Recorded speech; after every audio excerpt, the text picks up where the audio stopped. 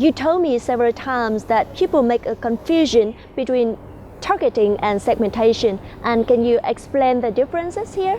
Okay, segmentation is basically an analysis. You take your market and based on the customer behavior analysis, you split it into groups and subgroups and little groups or whatever, and it's like a puzzle at the end. You know, you have all the pieces of the puzzle on the table, but then what do you do with that?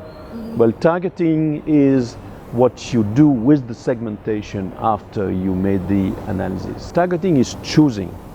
This is a decision. Segmentation is not a decision, it's what you do before the decision. Okay, so targeting is choosing basically the segments you are going to go after. It's choosing your clients. It's a very important decision in strategic marketing because, or it's very difficult to sell to really everybody with the same efficiency. So you need to make choices and trade-offs. So targeting, this is actually that, choosing the people you are going to go after. Now there are two approaches to targeting.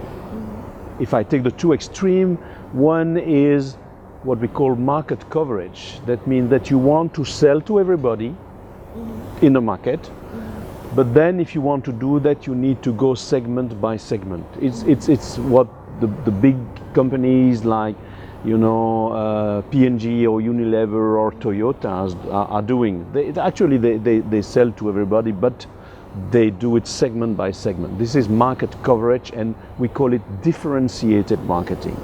At the opposite, we have what we call specialization and focus.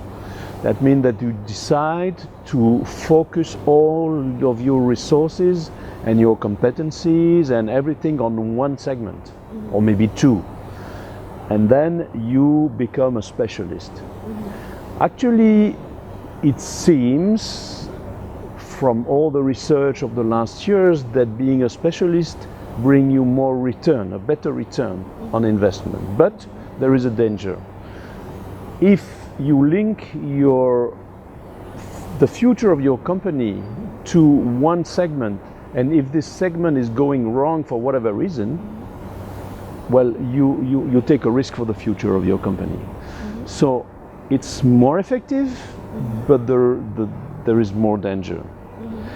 So it's a choice to make. It's really clear to me now. So can you give me some example of wrong specialization that affects the fate of a company?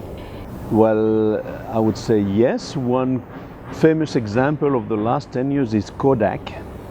Kodak company was the leader in photography, but they focused for a number of years on film manufacturing.